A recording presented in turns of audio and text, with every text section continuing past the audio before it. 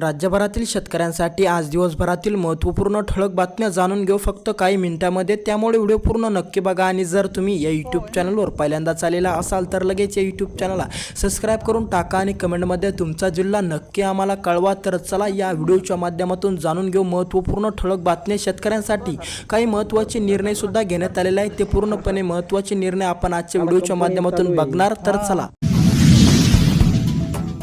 शेतकऱ्यांनी त्वरित करावी ई पीक पाहणी। अडचण असल्यास संबंधित सहकाऱ्यांची मदत घ्यावी। जर तुम्ही आणखीन पण ई पीक पाहणी केलेली नाही तर लवकरात लवकर करून घ्या। 24 जानेवारीपर्यंत नोंदणीसाठी मुदत देण्यात आलेली आहे।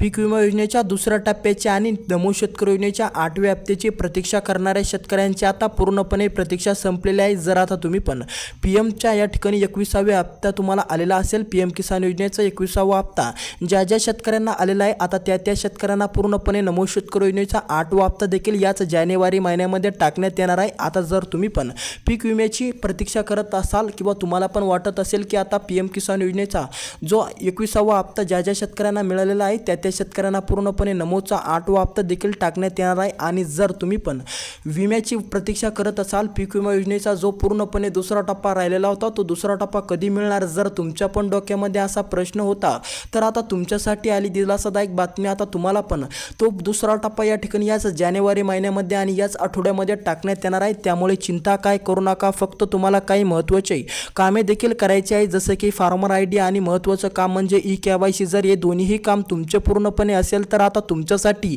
देखील मोठी दिलासादायक बातमी ठरू शकते, कारण की आता तुम्ही पण खूप दिवसापासून प्रतीक्षा केली होती नमो शेतकरी योजनेच्या 8व्या हप्त्याच्या आणि पीक विमा योजनेच्या पूर्णपणे दुसऱ्या टप्प्याची प्रतीक्षा तुमची पूर्णपणे याच जानेवारी महिन्यामध्ये संपलेली आहे। त्यामुळे चिंता काय करू नका। शेतकऱ्याचे पांढरे सोने जाते व्यापाऱ्याच्या घशात। सरकारी खरेदीला विलंब, अधिकाऱ्याच्या अडीअडचणीकडे लक्ष देण्यास अधिकाऱ्याला वेळच मिळेना, म्हणून व्यापाऱ्यांना घ्यावा लागतोय कापूस।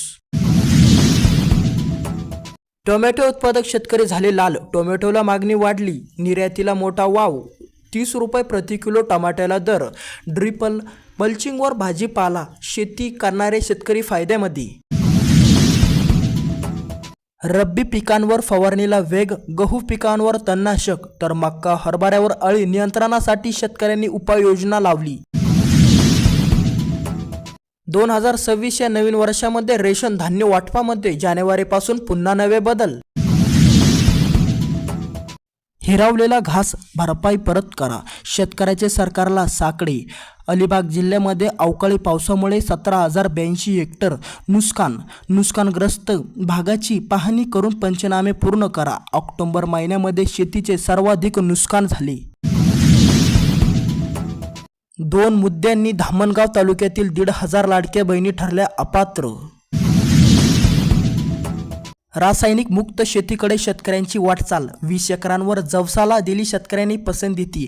कृषी विभागाचा प्रयत्न यशस्वी पूर्ण। अनेक शेतकऱ्यांनी केली जवसाची लागवड, प्रति एकर 6 क्विंटल उत्पादनाचा अंदाज। पोखराच्या 15 योजनेला अर्ज केला का? नानाजी देशमुख कृषी संजीवनी प्रकल्प। फार्मर आयडीचा वापर करून थेट लॉग इन करण्याची सुविधा।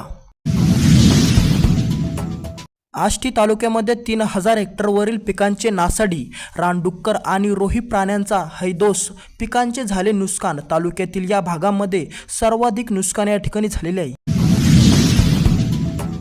नांदेड जिल्ह्यातील शेतकऱ्यांना कापूस विक्री नोंदणीसाठी 16 जानेवारीपर्यंत मुदत। जर तुम्ही पण कापूस नोंदणी केलेली नसेल आणि तुम्हाला पण कापूस विक्री नोंदणी करायची असेल तर लवकरात लवकर करून टाका। 16 जानेवारीपर्यंत त्या ठिकाणी मुदत वाढ दिलेली आहे। मोफत एसटीचा पास, 92,000 मुलींना मिळतोय लाभ।